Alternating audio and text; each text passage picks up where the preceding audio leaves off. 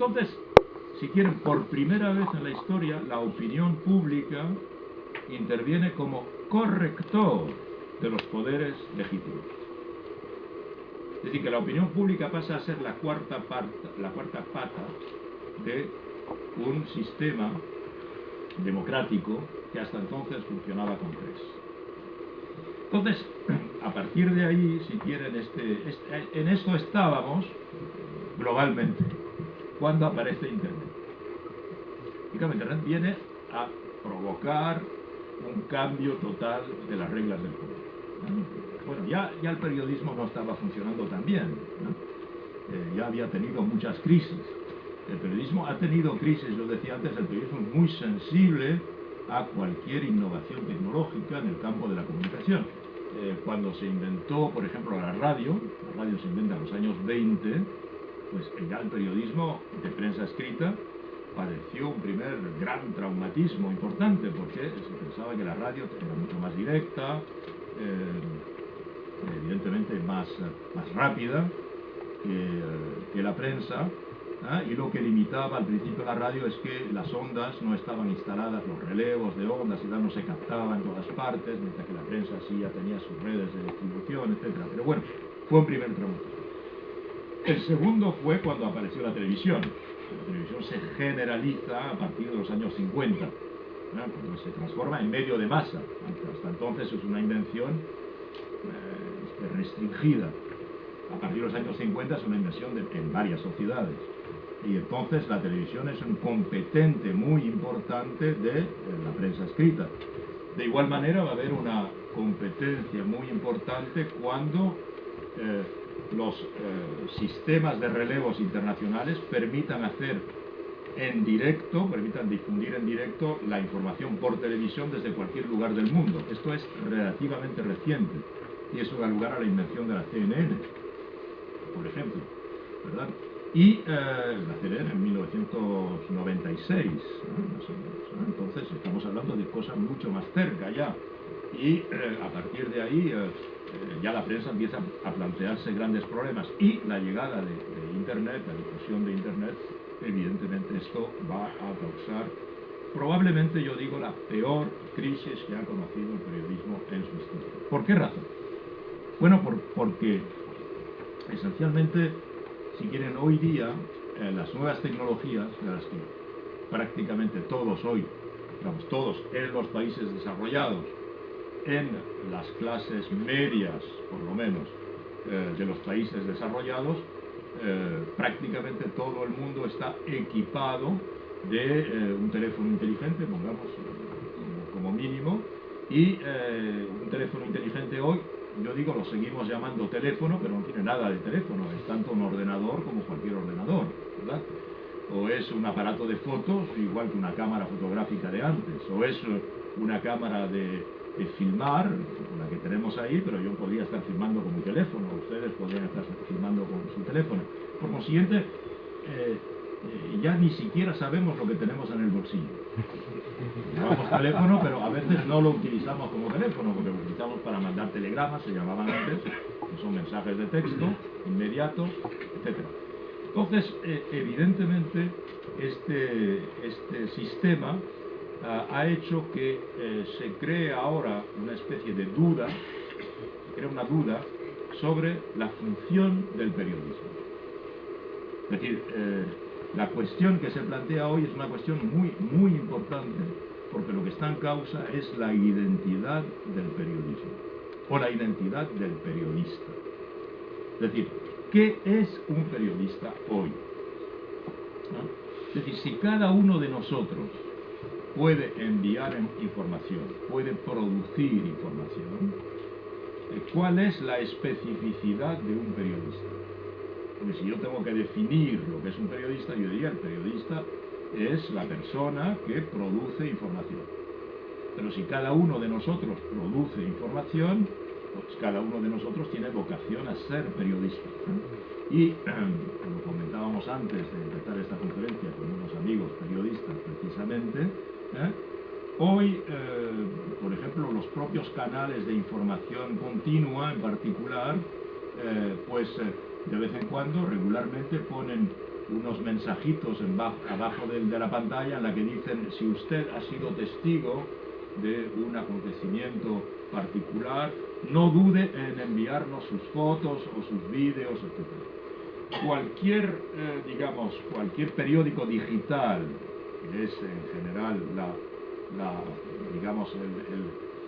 faz, el rostro digital de un periódico de papel, también dice: si es usted testigo de un acontecimiento, no dude en enviarme sus fotos, etc. O sea que los propios medios nos están diciendo a nosotros que somos periodistas, ¿eh? Entonces, a partir de ese momento, evidentemente, se rompe lo que podríamos llamar el monopolio que tenían los periodistas. Los periodistas tenían el monopolio de producir información. Y ese monopolio lo pierden, de hecho lo han perdido. Y lo han perdido, yo diría, tanto más. En el libro, evidentemente, todo esto está desarrollado y documentado, etc. Lo han perdido tanto más que ya, como he dicho antes, el periodismo venía padeciendo toda una serie de disfuncionamientos, ¿no?, que tenían que ver también con la manera de trabajar y de proceder, ¿no?, en la medida en que el periodismo se ha puesto a entrar en competencia, el periodismo de prensa escrita, en particular de prensa escrita de papel, de pago, ¿no?, de eso hablamos. Entonces se ha puesto a estar en competencia con medios que van mucho más rápidos que la prensa de papel de pago.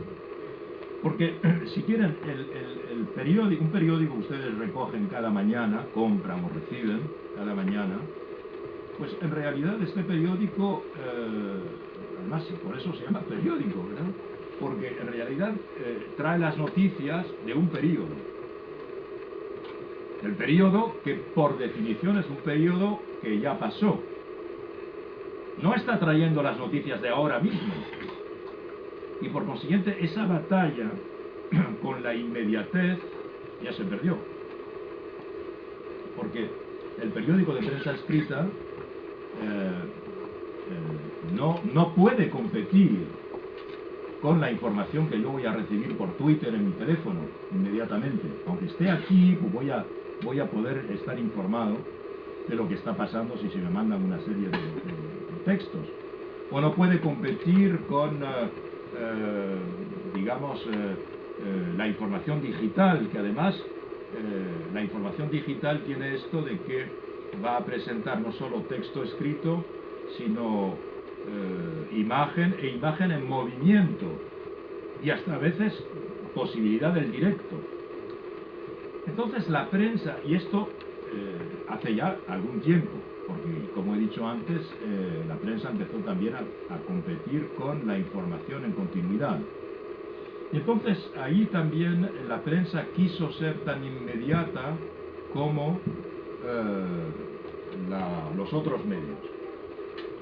Pero, si quieren, la prensa de la inmediatez no es una prensa, o la información inmediata, no es una información fiable.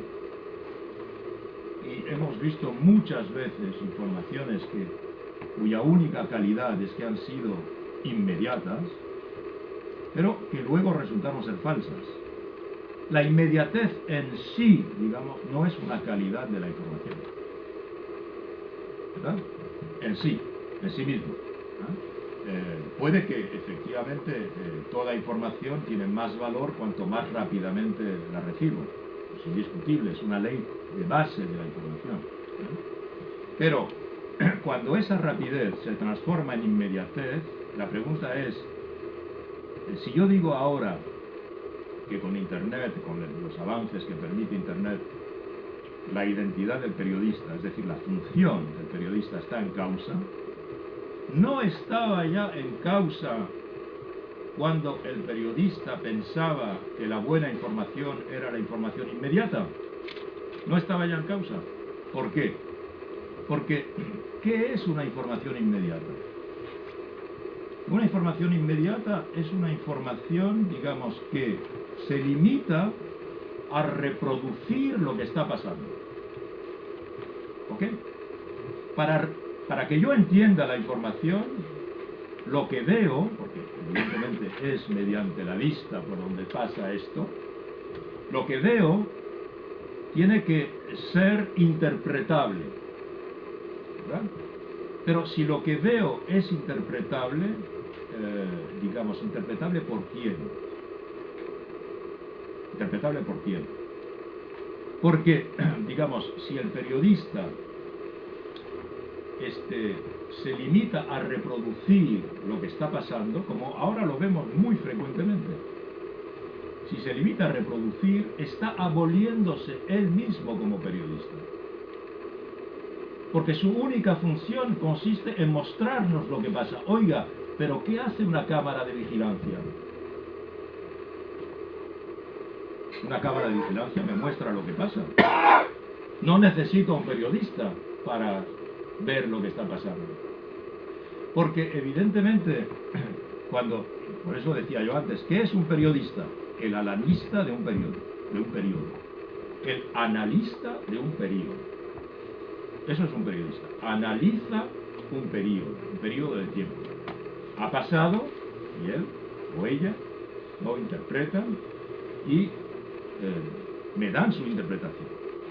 En cambio, si lo que me presentan es lo inmediato, entonces ya no es un periodista, es lo que yo llamo un inmedialista. Oiga, pero un inmedialista, ¿qué es? El analista de lo inmediato, pero nadie puede analizar lo inmediato. Porque lo inmediato no hay tiempo para analizarlo. Entonces, efectivamente, digo, el proceso de aniquilación, de disolución del periodista ya estaba avanzado. Y estaba avanzado en esta carrera absolutamente a reproducir lo que se veía.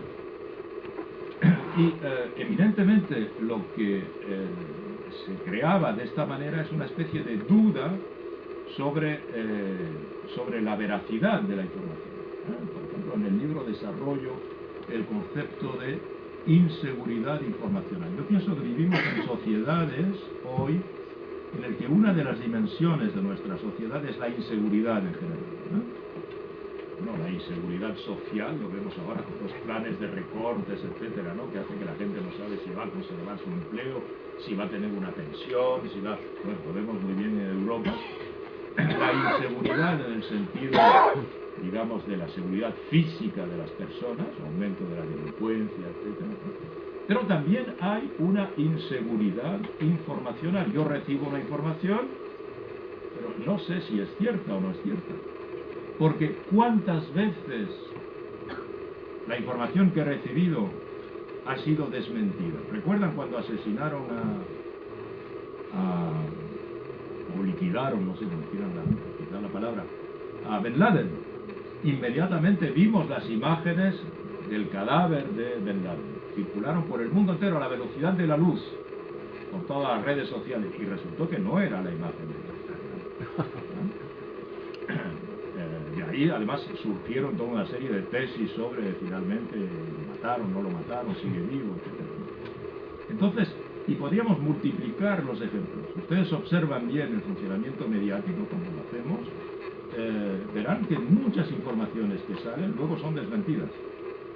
Digo, son desmentidas por el propio medio, no estamos hablando aquí ni siquiera de manipulación, es decir, que los medios van tan rápidos que toman lo primero que aparece, porque hoy día lo que tiene valor es esta inmediatez. Entonces, por una parte se plantea esta cuestión. Por otra parte, evidentemente, se plantea el hecho de que hoy la información es gratuita. Es decir, que en el sistema en el que estamos, en el que la gratuidad de la información pasa a ser una dimensión fundamental de la circulación de la información ya no se paga. No se paga. La última información que se paga es aún los periódicos de prensa escrita de pago.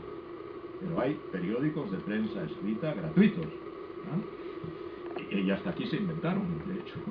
Metro fue uno de los primeros, quizá el primero que se inventó y que lanzó este sistema. La gratuidad tiene unas enormes consecuencias. Bueno, cuando oímos la radio, la información en la radio, cuando seguimos la información en televisión, aunque se pague una cuota al año por la televisión, concretamente no se está pagando por la información. La impresión es que la información es gratuita. Y entonces, ¿qué consecuencias tiene el hecho de que la información sea gratuita? Primero, porque eso cambia la relación, digamos, de aprecio del ciudadano con respecto a la información. Es una información que no pago, que recibo gratuitamente. Pero no tan gratuitamente en realidad, no tan gratuitamente. Aparentemente gratuitamente, la voy a pagar de otra manera, mucho más sofisticada. Yo le decía a los amigos periodistas que el negocio de la información hoy no funciona de la manera como podemos imaginarlo. No se trata para una empresa de venderle información al público. Para una empresa se trata de vender público a los anunciantes. La empresa lo que vende es nosotros, los que vemos la televisión, los que oímos la radio o los que compramos el periódico. Eso es lo que vende. ¿Qué consecuencias tiene esto? Consecuencias evidentes. Si yo lo que vendo es el público, ¿qué me interesa más? ¿Vender 2.000 personas o 200.000 personas? Es obvio que si vendo 200.000 personas, las voy a vender más caras que si vendo 2.000. Entonces, ¿qué información voy a regalar? Voy a regalar una información de alta calidad, de alta exigencia en materia de conocimiento. Voy a regalar una información que me ha costado mucho producir. Voy a regalar una información extremadamente sofisticada que supone que yo tenga ya cantidad de conocimiento. En absoluto. Voy a vender una información que va a funcionar exactamente como una película de Walt Disney. Es decir, con buenos y malos, con emociones fuertes, risas y lloros, con sentimientos, con sangre, dolor y lágrimas. Porque eso es universal. Y entonces, cualquiera que sea la complejidad de la información, yo voy a reducir el nivel de esa información, porque de esa manera estoy seguro de que voy a tener el máximo posible potencial virtual. Y además, el lenguaje, la lengua que voy a utilizar, si el castellano tiene 45.000 vocablos, voy a hablar en un castellano fundamental, es decir, limitado a 2.500 vocablos, porque esos por lo menos los conoce todo el mundo. O sea que, digamos, esa información gratuita, primero, no es tan gratuita, porque me han vendido a mí, ¿verdad? Primero me han vendido a mí. Y me han vendido a anunciantes. Quiere decir que yo voy a comprar todos esos productos, en parte, que los anunciantes proponen. O sea que lo voy a pagar comprando esos productos, esa información. Y segundo, me están dando una información que no me sirve en mi vida. Si yo soy un profesional, si yo soy una persona que necesito, si soy un ciudadano que necesito información para cumplir mis tareas de ciudadano, por ejemplo, votar, a quién elegir, qué partido, qué programa, qué proposición, no lo voy a encontrar en esa información. Luego, la información en realidad es una ilusión de información. Cuando me dan la información, me están haciendo creer que estoy informado, lo cual ni siquiera suscita en mí el deseo de informarme, porque creo que estoy informado. ¿Entienden? Entonces, evidentemente, ven la perversión del sistema. Para los periodistas, si la información la voy a regalar, ¿por qué le voy a pagar caro a los periodistas? ¿Por qué voy a pedirle a un periodista que se vaya, no sé, a Siria a cubrir lo que está pasando? Si yo le voy a pedir a un bloguero sirio que me mande lo que está viendo allí, me sale gratuito. No forzosamente mejor, pero en todo caso gratuito. Miren, el año pasado y antepasado hubo una huelga muy importante, yo lo cuento en el libro. Hubo una huelga en el Journal de Montréal. El Journal de Montréal es el periódico de mayor difusión en Quebec. Pasó lo siguiente. El propietario, que es además el propietario de la papelera, porque ahora los productores de papel, para vender papel, pues se compran los periódicos, ¿no? no sé si en Suecia es igual, pero en Quebec, que es un gran productor de papel, también la compañía